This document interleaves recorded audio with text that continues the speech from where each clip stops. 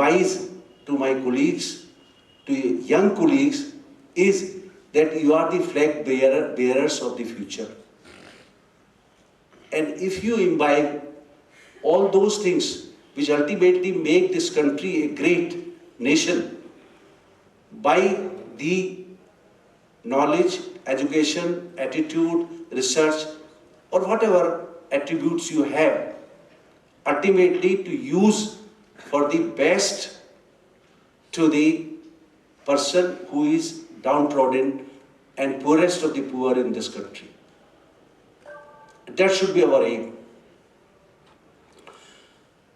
You see, Rabindranath Tagore in Gitanjali has said, a teacher cannot teach until he or she is training and teaching herself continuously.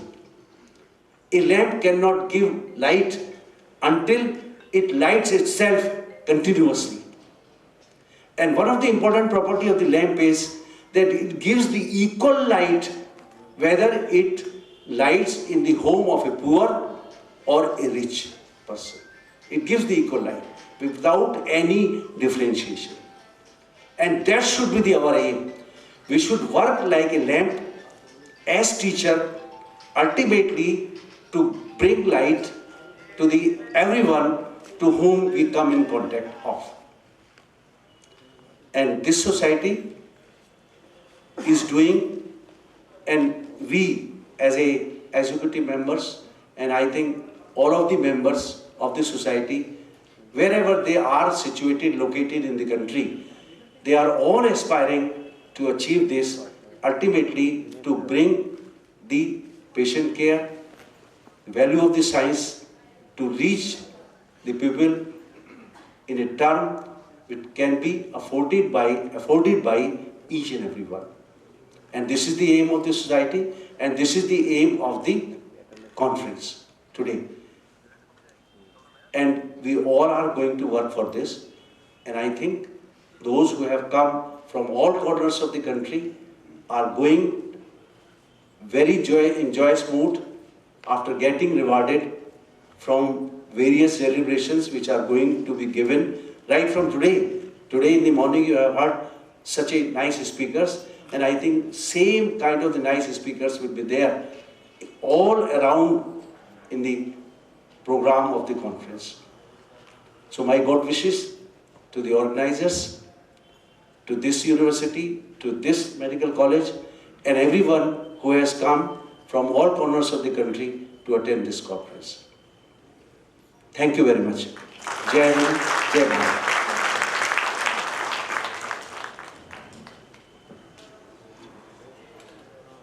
Thank you, sir, for your keen remarks on the importance of teaching and the spirit of hard work and sincerity that is required for the same. As it is said, defying the tenets of the economic principles, knowledge is the only resource that increases on spending. With the address of the ISRPT chairs, the time has come for the official unveiling of the souvenir of this conference. For this, I would invite Dr. Bushra Hassan Khan, who has painstakingly taken this journal, editing the journal. And I would also request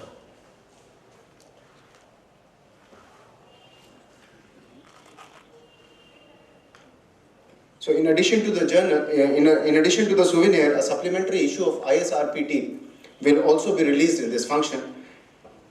And I would request Professor Tariq Mansoor sir, Professor Sharma sir, Professor K.K. Sharma sir, Professor Rehan, Professor Nasiruddin and Professor Ziaur Rahman to please release the souvenir for the conference.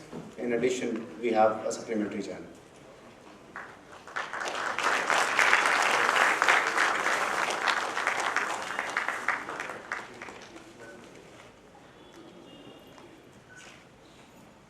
We're also releasing a separate print issue of ISRPT journal in addition to the supplementary issue.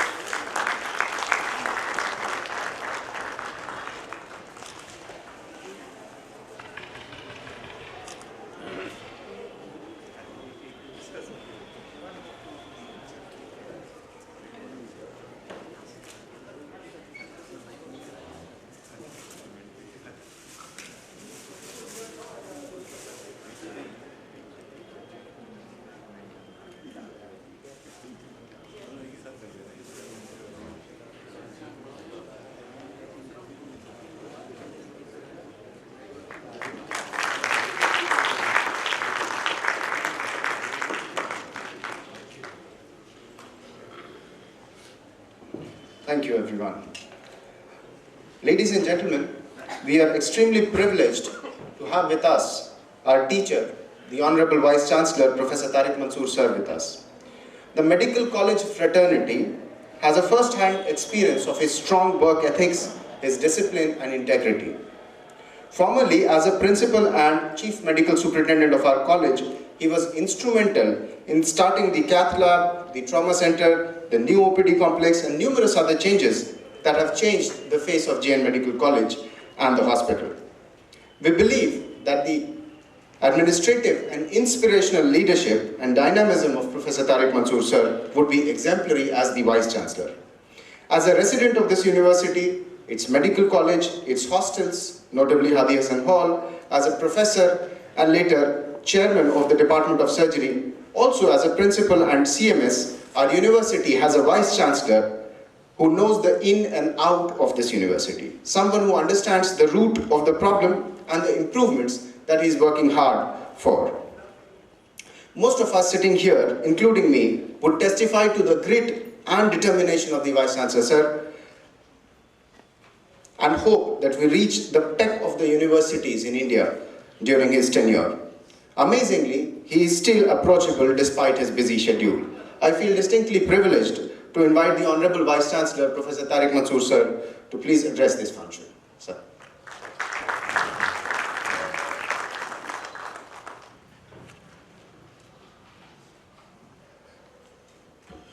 Assalamu alaikum and good morning to all of you. Professor K.K. Sharma Sahab, Professor H.S. Rehan, Dean, Chairman Department of Pharmacology, Organizing Secretary, Professor K.C. Singhal, invited delegates, ladies and gentlemen, and my dear students.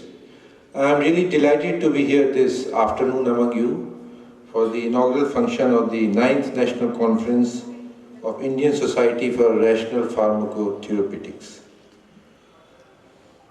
First of all, I'd like to apologize to you for being late by 25 minutes because I was delayed in the Department of Mathematics. For this function there was supposed to be between 10 and 11, but somehow it got delayed by 25 minutes, so I'm sorry for that. Because I try to be on time and I don't want to keep anybody waiting. First of all, I'd like to welcome the delegates who have come from all parts of India for this national conference. And we are privileged and honored to have all of them with us. Now, basic sciences, they are very important. Anatomy, physiology, biochemistry, pharmacology, they are very important. If we do not have the understanding of the basic sciences, we cannot treat the patients properly. And rational pharmacotherapeutics is something which is the need of the hour. Why? Because we are making so much injudicious use of the drugs. Everybody knows this. I don't have to tell you or anybody else, Professor K.K. Sharma does not have to tell you this. There are many clinicians who are sitting here. We are just abusing the drugs for all virtual purposes. And this is because of the commercialization which has occurred, especially in the Western countries, even in India also. The commercialization which has occurred. The people, they make a media hive of anything. When this swine flu occurred 3-4 years back, Roche, which is a French company, it made $10 billion out of that. Though Tamiflu was not required, it is only required for some selected group of persons, health workers and others, but everybody was taking Tamiflu. When I was principal, everybody was coming, even the students of the university, they were coming, give us Tamiflu, which is a preventive drug for this thing. Just it is pure commercialization by the labs and the companies, and nothing else. And they make billions of dollars in profit. And the media also plays an unhealthy role in this by creating panic and fear unnecessary. So we have to be alert regarding the unethical practices by the drug companies. And as already been said, rational means something Right drug, right disease, right choice, right cost. Cost is very important. If you are not going to make a drug, medical care affordable, no point. In a developing country like India, affordable medical care is very important. Not medical care, but affordable medical care. How many people can afford the corporate hospitals? Not more than 10% of the people they can afford corporate hospitals. I am going on the higher side when I say 10%. Maybe not more than 5-7% they can afford the cost of the corporate hospitals. The rest of the people, they require public hospitals. And we must provide affordable cost, affordable treatment to them. JN Medical College, as a teacher, as a Vice Chancellor, I am proud of the fact that our Jawaharlal Nehru Medical College is providing affordable care, high quality affordable care to the general population. Those persons who cannot afford the treatment in private and corporate hospitals. This is the beauty of our hospital, and it should remain this. That's why when I was principal, I was discouraging, don't increase the cost of the investigations. And I'm not going to increase the cost of the investigations which are taken by the hospital for some time. It should be done after 3 years, 4 years. Not every day you are sending for increase. And we are not a profit-making organization. We are a public hospital. We are supposed to give affordable care to the public and not a commercial venture. Now the departments of basic sciences, they should also concentrate on research also. It is very important that Department of Pharmacology, Physiology, Biochemistry, they should focus on research also. And research should be such that it should touch the daily lives of the individuals. The aim of research should not be that we only have to increase our CV. That today I have got 100 papers, let us now, after 5 years I will have 150 papers. That should not be the aim. Some change should be there, or research into society also. We in India, when we are doing research, we are not able to achieve anything. But when people from India, scientists from India, they go to foreign countries, to United States or Europe, they are doing wonderful research. They are even winning Nobel Prizes or being nominated for the Nobel Prizes. Why is it so? Because its work environment has changed. The facilities which they have changed. The work culture has changed. The passion is there with everybody. Competition is there. And if you want to do research, you have to be in the department from at least 4 to 5 or 6 p.m. When Professor P.N. Saxena was there, and Professor Om Chandra was there, Professor K.C. Singhal was there, they used to sit up to 6 p.m., 7 p.m. in the departments. I'm not talking of pharmacology department only. I'm talking of all the departments in the university and all the universities in India, not about AMU only. So if you want to do research and you want to give time to your students, you must sit in the department and do the teaching, undergraduate teaching, postgraduate teaching, research. Only then, in the afternoon you can do research. You cannot do in the morning. In the morning you have so many other things to do. Whatever Professor K.K. Sharma has said, he is a senior person. We should pay attention to this. He really made a very good speech. And Professor Rehan also.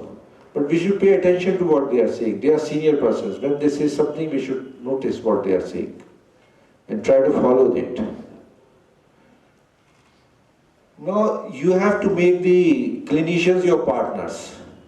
Without making clinicians your partners, you cannot practice this rational pharmacotherapeutics or any other pharmacovigilance or safe medicines, whatever name you call. You cannot practice this unless you involve the physicians, and you should also be clinical pharmacologist actually. Every pathologist, every pharmacologist, she should be a clinical pharmacologist. He should interact with the patients. You should not wait that this doctor is going to tell me this is the adverse reaction. If you should go to the wards and see which drug is being given, what are the adverse effects, what is there. You should collaborate with the physicians and with the surgeons. These are all important things, unless, but otherwise they will not, nobody will bother how to give you this thing, they don't have the time. So you should also, collaborate with them and see how to improve things.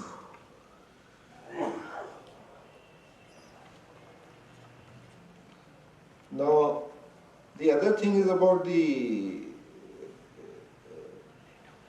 involvement of the foreign faculty and resource persons also to improve our research and teaching in the university. And I think the Department of Pharmacology and other paraclinical departments, they can play a very important role by inviting the alumni. Now we are inviting a lot of alumni through the Aligarh Open University. In the last 3 months, I think we had 10-15 programs. So these basic departments, they should also invite the alumni and should sign some MOUs with some foreign universities or with some other individuals who are doing research projects. I know a few of our alumni, they are doing a lot of research on drugs and on the safety of drugs, especially on dyes which are being used in the Department of Radiodiagnosis and in other investigations. So they will definitely collaborate with you, but you have to show interest. Well, they will only come to you if they know that you are genuinely interested in some research work. Otherwise they will not come, they don't have the time for this thing. So all of us should work together to make the medicine safe for the patient. So rational drug therapy is given, unnecessary drugs are not given. I had some one problem, I had this thing in my skin. I went to the dermatologist, he gave me medicines. I saw before I take any medicine, I always read the literature of the medicine before I take.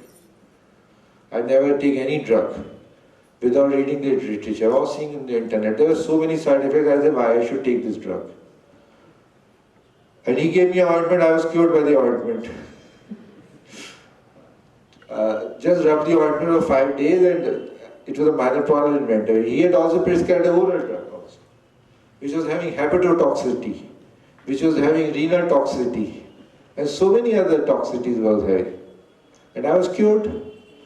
So this, maybe what he was saying was all right, but why give unnecessary drugs to the patient? Where drugs are required, we must give drugs and we must take drugs. But unnecessary medication is being done all over the world, especially in India. I think it is being done at a very huge level because the patients here are also illiterate, they are not aware of things. Whatever over-the-counter medication is also there, which is not there in any other country. Over-the-counter medication. Here, apart from big towns like Bombay or Delhi or in Calcutta where they insist, in a small town they are not taking any prescription. Whatever you want to take, you can take from the pharmacist. So I think apart from the academic things which you are having, which are of course very important, public awareness should also be created. Unless the general population, they will not become aware of the side effects and the abuse of the drugs. The companies, they are going to abuse the system. So I think whatever deliberations you are making, you should widely publicize them in the local press also. But people, they will be interested to know this. This is something which concerns them. This is something which is of general awareness and general knowledge. So you should widely publicize the deliberations which you are having in this national conference. So at least the people of this area, they come to know about this. In the end, I would like to congratulate the Chairperson Department of Pharmacology, Professor Nasiruddin, and the organizing secretary, Professor Ziaur Rahman, who have worked very hard for the success of the conference. Because whether it is a small conference or a national level conference like this, it all requires hard work. And not only they have worked hard, but it is always a teamwork. And I congratulate the whole team for organizing this national conference, and I'm sure that you will have useful deliberations which will be useful to the society, because this is just something which is very general topic and everybody is interested in this, not only the doctors, but even the general public is interested in this. So I congratulate all of you, and I'm sure that In the future also we will have these type of programs. Thank you so much.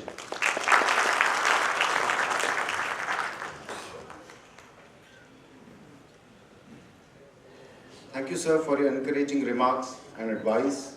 Thank you also for your pertinent and intuitive observations on commercialization of drugs and the importance of research. A conference of this scale requires, in addition to hard work, meticulous planning and coordination. Among the many people involved in this conference, Professor Syed Ziaur Rahman sir, the organizing secretary of this conference, has worked very hard in bringing this edition of the conference to fruition. In his career, which spans almost 2 decades, he has published 7 books, 10 chapters, and more than 150 articles or research papers in both national and international journals. Apart from his academic career, he also serves as a deputy medical superintendent and is the coordinator of the recently mentioned Aligarh Open University, which has been started by the efforts of our Honorable Vice Chancellor and brings in lectures from our distinguished alumni from all over the world. This packed conference on a pertinent theme has also had a lot of distinguished sessions, which started yesterday with a pre-conference workshop and would have many deliberations for the next 2 days. I would request Professor Syed Ziaur Rahman sir for vote of thanks. Thank you so much, Latif Faizi sir, for calling me for vote of thanks. Honorable Vice Chancellor, Professor Tariq Mansoor sir, respected Dean, Professor S.C. Sharma, the President of the ISRPT, Professor K.K. Sharma, the Secretary of the Society, Professor Harmeet Singh Rehan, Chairman, Professor Nasiruddin sir, my revered teacher, Professor K.C. Singhal, distinguished executive members like Professor C.D. Tripathi, Professor Ravindran, Professor Modkare, the Vice President of the Society, distinguished delegates, my teachers, other teachers, students, and dear students. So it's my proud privilege to move for vote of thanks, and obviously we should first be thankful to the Almighty God who has given us this strength and capability to organize this type of conference, national level conference of ISRPT. And I'm really thankful to the Vice Chancellor, Professor Tariq Mansoor Sahab, who has approved to organize this conference at Aligarh Muslim University and graced this function as chief guest to this inaugural function in spite of his busy schedule. Thank you, sir. We are also thankful to the general body of ISRPT who has given us a chance to organize this type of conference at JNMC. For this, I am particularly thankful to the President, Professor K.K. Sharma, Professor H.S. Rehan, General Secretary, Professor C.D. Tripathi again,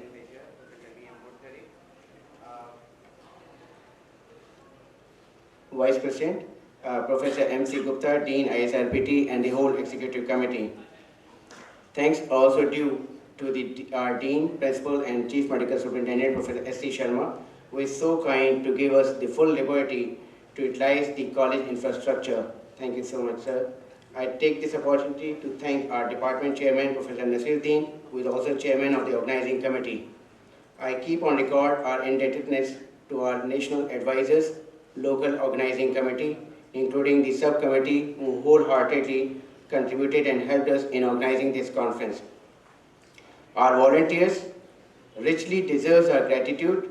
I offer the same to the staff of our department, principal office, and dean office, particularly the caretaker, Azhar Sahab, and audiovisual section. Let me also express my gratitude to the public relation officer, public relation office, media person, who has given the wide coverage of the conference. Our words may not be capable of communicating our sense of gratitude to all our resource persons, especially these keynote speakers in the morning, other guest speakers, and delegates who have come far from the distant places of the country and participate and present their research papers. We remain grateful to all and everybody. Thank you so much. And in the end, I owe the full responsibility if there is any error or omission on our part for this organizing this type of conference. And I also something we can say that all delegates would enjoy the deliberations of the conference Thank you so much.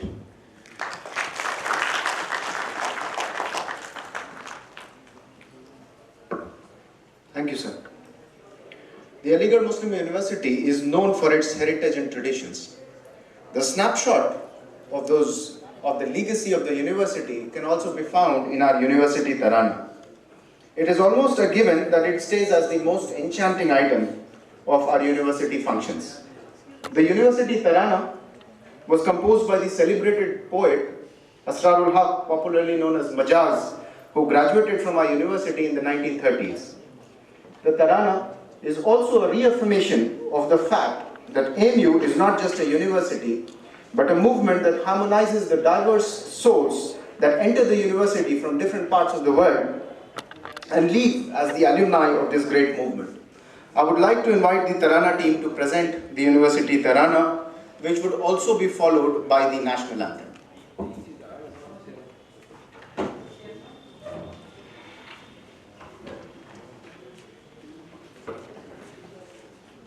Just before the Tarana, I just want to say something.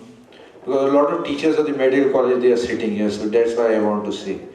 Because you see, when the Honorable Prime Minister went to Banaras, then some people, they approached him that the bed allotment is 1 lakh rupees per bed for the Institute of Medical Sciences, Varanasi. So it should be increased into that of other central hospitals.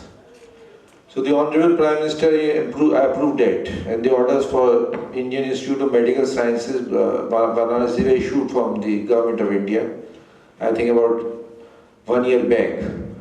So when we came to know about this, because you see, the HRD Ministry, it has only 3 medical colleges. One is BHU, the other is AMU, and the third is the University College of Medical Sciences in Delhi. So we also started approaching. So I was also trying, I sent a finance officer also, I also went twice there. When I was going for other works, then I took up this work also with the ministry. So our file has been cleared at all the levels now regarding this enhancement of the grant from 1 lakh to 2 lakh rupees per bed. It has been cleared at all levels, and now the only notification is to be issued. So tomorrow I am going there for some other work. I will also follow it up, but the Deputy Secretary has told me that your file has been cleared at all the levels. And now the grant for the hospital will double. This maintenance grant, which was 13 crores, it was about 13 crores, now it will become 26 crores. So I just wanted to share this information with you. I'm sure that the Tarana team would have an added rhythm after that particular news. Over to you.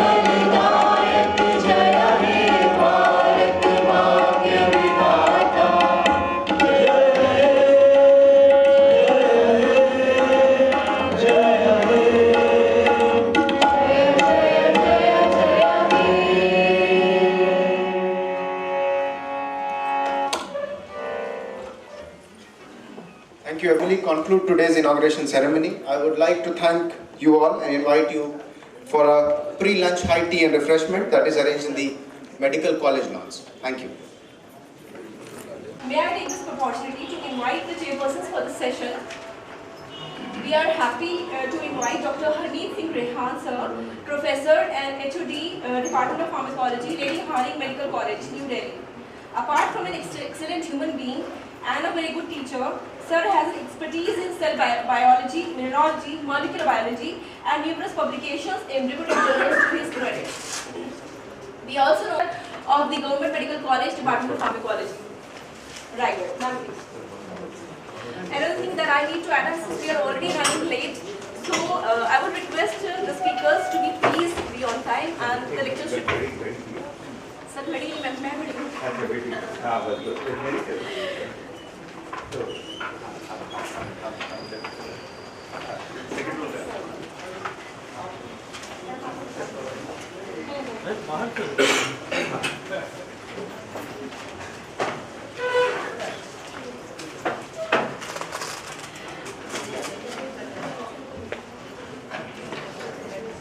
A very good afternoon to all of you, all the eminent speakers, guests, ISRPT members, all my friends, boys and girls.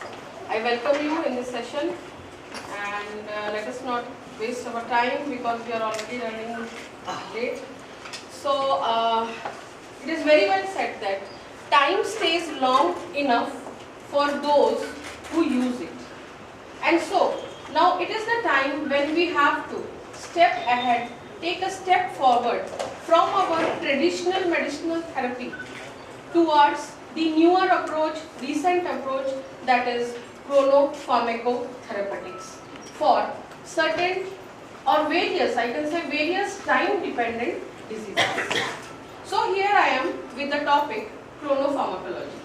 Now, though this is a recent topic, it is a recent part of pharmacology, but it has been laid since 18th century, and it was initially started in plant, later on animals, later on we came to know about our biological clock, and finally it was coined the name chronobiology by Dr. Franz. So let us first start with chronobiology. Chrono means time, bio means life, logos is study. So chronobiology is the study of time and biological rhythm on living system. Now coming to chronopharmacology. Chronopharmacology, it is the study of effect of drug in compared to biological event and rhythm. That is, we see the relation between the effect of drug and the rhythm of our body, because it is the science which deals with the optimization of drug effect and minimization of the adverse effect by timing medication in relation to biological rhythm. And I suppose most of you are well aware of our biological rhythm, but still let us just have glimpses about the biological rhythm. Now what is this biological rhythm? This biological rhythm is natural repeating cycle of activity which occur in our body, that is which occur in living organism. Now these rhythms which occur in our body, they are classified according to hours, days, month and even years. So here we can see there are classifications like ultradian rhythm, infradian rhythm, like that. But I would like to stress on the circadian rhythm. Maximum of the rhythms which are important rhythms are circadian rhythm, which range between 20 to 28 hours. Like here we can see, if we see on circadian rhythm, number one is the sleep-wake rhythm, level of hormones, body temperature, etc. But most important rhythm here is the sleep-wake rhythm, which controls all the other rhythm. All the rhythms present here are called peripheral clock, But just let us just see what is the circadian rhythm. Circa means around, dias means day. So it is the rhythm around a day. And it is, circadian rhythm is the oscillation of biological, physiological, behavioral function in a periodicity of 24 hours. Here we can see that there are number of circadian rhythm which are called peripheral rhythm, peripheral clock, but there is a master clock. This master clock is present in the anterior hypothalamus. It is located in the suprachiasmatic nucleus. Now, suprachiasmatic nucleus is again controlled by the light. The process goes like that. Light falls on the retina. From the retina, through the retinohypothalamic tract, it reaches the suprachiasmatic nucleus, and from the suprachiasmatic nucleus, what we call it as output. The output goes to the autonomic system, to the hormonal system, and also to the pineal gland, which is most important gland, which secretes the melatonin and which is responsible for our sleep-wake cycle. So this is the basic about the sleep-wake syndrome, and the sleep-wake is again controlled. If we think about the molecular basis of the circadian clock, this is again controlled by the clock genes. The clock genes are present